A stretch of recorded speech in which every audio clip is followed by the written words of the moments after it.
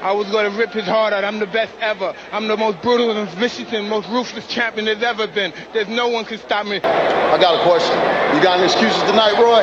Let's not ask questions like that. Let's test what's going to work. Tonight, Roy. Let's go to work. Ever give me a fair shake? HBO needs to fire you. You don't know shit about boxing. I wish I was 50 years younger and I'd kick your ass. You won't do shit. You won't do nothing. You know we've been fighting 400 and still fighting to this day. To this day. What's up, boxing fans? King of the Ring TV here. Make sure you like, comment, and subscribe to the channel. Hit the bell icon. That way you'll get notifications on anything that I post or upload. Last night's fights, man. We got to talk about it. ESPN, Showtime, and DAZN, they put on a good performance, good fights last night. I'm only going to be speaking about the three fights that stuck out to me. Obvious it's a lot more fights, but I can't cover them all. You just have to go back and watch them. But the three that stuck out to me, mostly known fighters, popular fighters, were Joe Smith versus Maxim Vlasov, and then you got Jaron Ennis versus Sergey Lipyants, and then I can't even say that right, but Ebanie Bridget versus Shannon Courtney. They all had good performances. It was real. All three, I would say, except for Jaron Ennis fight, all two, excuse me. Both two of those fights, Joe Smith and the Ebanie Bridget fight. Those two were close, but Jaron, obviously, he blown out his opponent. But anyways, we'll be talking about that though. But the Joe Smith versus Maxim Vlasov, that fight was a interesting fight. You had Joe Smith. I don't know, but the commentators, they was saying, sound like they said during the fight, leading up to the fight or whatever, he had COVID. It looked like something was obviously wrong with him, but I can say that Joe Smith, watching the fight, he fought his heart out and everything like that. So he put on a good performance of the fight. But for some reason, the Russian guy, Maxim Vlasov, I feel like he edged it out. He wasn't going away. Joe Smith was hitting him with everything he had. And then, later on in the fight, Joe Smith was exhausted and tired. But for some reason, Maxim Vlasov, he came back and he didn't look like he was too tired. He was putting the pressure on Joe Smith. Joe Smith was swinging for the fences, trying to make it to the end of the fight. But they end up giving the fight to Joe Smith. So I'm trying to see that fight. It was pretty interesting. I seen some things that stuck out to me with the owner or the president. The commentators was pointing the cameras. If it was a robbery or not. But honestly, I felt like the Russian guy pulled it off just a little bit.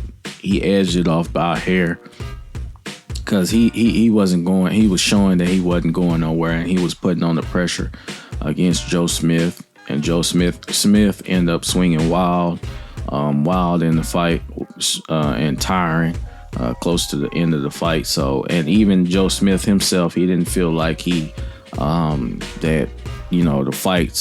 the fight was in his favor, even though he said he glad he's got the victory, but he felt like it could have went either way. And you can see that at the end of you can see that. Go back and look at the fight. When he was speaking on it, speaking to one of the speakers or whatever you want to call it, he was speaking and he was saying, the fight could have went either way. The guy was tough, so I don't know if Joe Smith was sick in the fight, so that's the reason why he gave that performance or whatever. That performance where he, was neck and neck with the Russian, which is Maxim Vlasov. So that performance wasn't too spectacular. And if he had COVID, that's probably the reason why. Or if he was felt sick in the fight, that's probably one of the reasons why. But he did look like something was wrong in the fight, so he didn't look too happy. I don't know if he always looked like that, but he didn't look too good. But yeah, I mean, that was very tough fight for for both fighters. It could have went either way. So I'm just wondering if they gave the decision to Joe Smith because he was not the underdog and he was the favorite in the fight, and if the ESPN or Top Rank president had something to do with it, because for some reason, man, when I be seeing the ESPN fights, it looked like Bob Arum and first before this fight, it looked like I seen Bob Arum one time speaking to the judges and everything like that. I don't know if he be trying to just, I don't know what's going on, but they sometimes be catching pointing the cameras at Bob Arum and stuff like that, and now they pointed at the president of something like that, of Top Rank or ESPN. So that's kind of weird how they be communicating with the judges and stuff like that. I've never seen that before, but it's kind of weird that they sit there and talk to the judges who's scoring the cards and everything like that, because that makes them look like they got something to do with the fight if they rigging it and stuff like that. Maybe they need to stop pointing the cameras at them, because I don't know. That's just something I noticed in the fights. But it's kind of weird, man, because even though coming into the fight, the president was now I know what he looks like. He was in Joe Smith's corner and everything like that. So I don't know what's going on. Maybe that's just something that they got going. Like, I guess it's an okay thing, but it doesn't look okay to me, because if you the president and president of Top Rank, or even Bob Arum, like, y'all shouldn't be communicating with the judges. Y'all shouldn't be nowhere near, what I'm saying? Like, y'all should be far away, so that way nobody can blame y'all, accuse y'all of rigging the the scorecards, persuading the judges, what I'm saying, so it won't be no misunderstanding. You know what I'm saying? Because that's pretty noticeable to me. I don't know if anybody else noticed it, but I noticed that. So it's kind of weird, man. And then, you got the man, even when it comes to a very close decision like that, y'all shouldn't be nowhere around the people who's scoring the fights, because if you guys are, that makes it look like y'all got something to do with why that person won, which he really didn't win.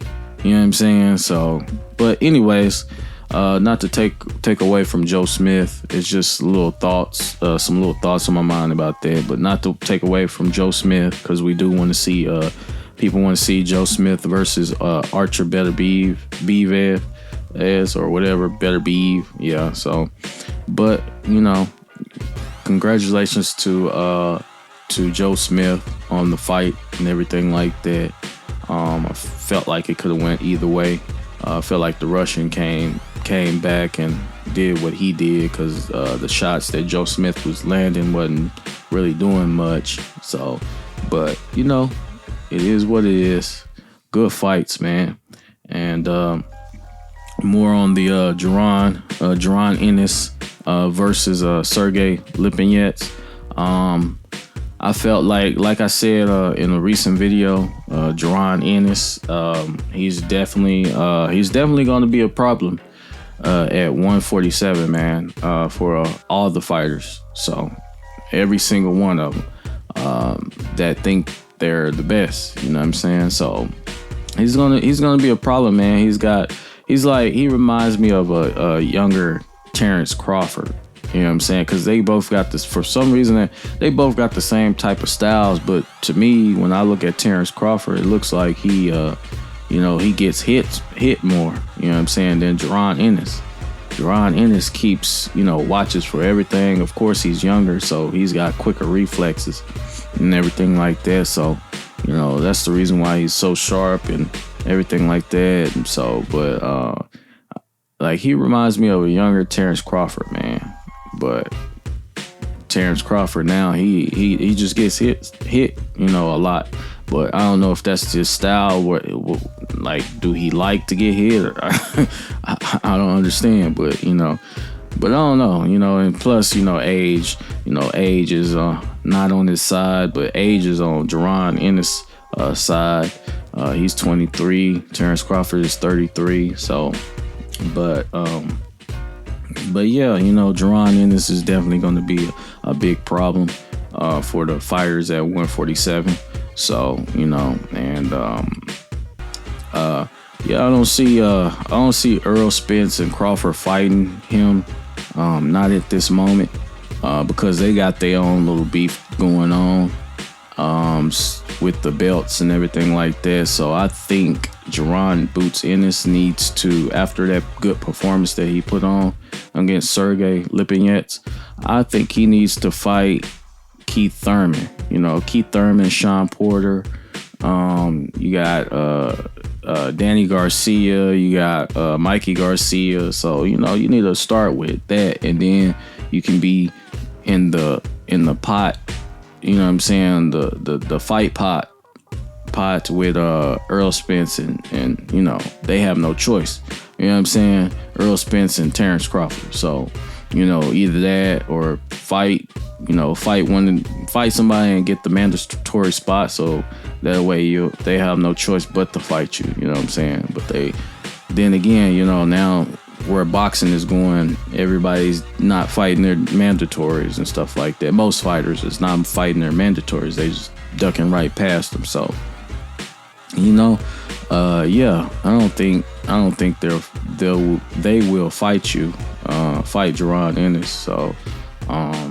So he might have to try a different way. Just keep working his way up. Be patient and just keep working his way up. You know what I'm saying? Till it's no choice but to fight a Jaron Ennis. You know what I'm saying? Like Earl Spence and them have to fight you. So, but he's the thing about Jaron Ennis, man. He's got good footwork, combinations, hand speed.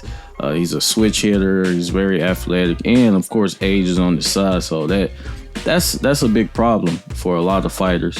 They ain't gonna want to fight Jaron Ennis. You know what I'm saying? So I just think that the plan for Jaron Ennis is to definitely move as in to move in a way where you fight the fighters where you can get a mandatory spot. You know what I'm saying? Instead of just calling out Earl Spence and Terrence Crawford, because they at the top of the game. They the two top dogs. They're not going to want to fight you. So why would they stop what they doing just to fight you? A person who don't have a belt or any money. You know what I'm saying? No big money behind you. So, you know what I'm saying? So, but, it is what it is, man. I think that would just be the smart move for Jaron Ennis, just to try to get a mandatory spot, or if not, just keep on building yourself up, man. Because you're young. He's young. He's 23, and he's still now. I can't say he's in his prime. You know what I'm saying? I mean, he's still growing. Put it that way. He's still growing because he's 23. And imagine when he gets 25 or something like that, more experienced, and he's going to be a beast. So, but it was a good performance with Sergey Lipinets and against not Sergey Lipinets, but Jaron Ennis versus Sergey Lipinets. Jaron, ended up knocking him out. It didn't go past 7 or 8 rounds. He ended up knocking him out, hitting them with all kinds of shots. So, and eventually, Sergey, he folded. He couldn't take all those body shots and head shots and not hitting his target. Like he couldn't take it, and nobody has. And that's one thing too. Nobody has made Sergey look the way he looked against Jaron Ennis. So Jaron was the first, and you know he's definitely on top of his craft, man, in the sport of boxing. So, but anyway, it's good for Jaron Ennis. Congratulations on another win. You know, hopefully it'll be many more, and hopefully we get to see those more big fights. You know what I'm saying? Against Jaron Ennis, Earl Spence, or whoever. But yeah, and another on another note, Ebanie Bridges versus Shannon. I could be saying it wrong, but Shannon Courtney. They both was fighting a good fight. It was a all-out war. The thing with Ebanie Bridget, she definitely, you know, had a baseball, as you can see on one of the pictures. She definitely had a baseball on the top of her eye. She said that she couldn't see for 3 rounds, but she fought her heart out. So, and then, you know, fans, they definitely weren't too happy. Most of her fans wasn't too happy about the decision. They said they had it too wide on the scorecards and stuff like that. But, you know, of course, they're going to say that because she got a big following. She's a pretty woman, you know, and I know a lot of men like to see pretty women like her, you know, fight and stuff like that. They're gonna be sticking up for her. So, but you know, a lot of people, and on the other side, it's a lot of people that believe that she's definitely a hype job. You know, she talked her way into a fight, you know, that she couldn't handle. So she got the talk, but she couldn't, you know, pull off the win. But you know, she tried her best and everything like that, but it just wasn't good enough. Shannon Courtney definitely was. She definitely pulled off the win, man. Gave her everything that she didn't want. You know what I'm saying? And brought the fight to her. You know, so, and that's why her eye was, you know, definitely screwed up, man. That's bad. When fighters have eyes like that, man, that means that they was getting worked. So, but you know, it's a sport of boxing. Things like that happen. And you know, they both end up, making a good fight for fans, you know, and that's definitely what we need to see in the sport of boxing. Good fights. And ESPN, Showtime, and DAZN, they definitely put on a good performance, good creative fights for the fans and everything like that. So definitely, if you guys want to go check it out and go watch the fights and everything like that, you definitely would not be missing. You would be missing out on some good fights, man. You'll get your money's worth. So definitely go check out all those fights that happened last night with the good performances and everything like that. So it's all action packed all the way around. So just make sure you go check it out, man.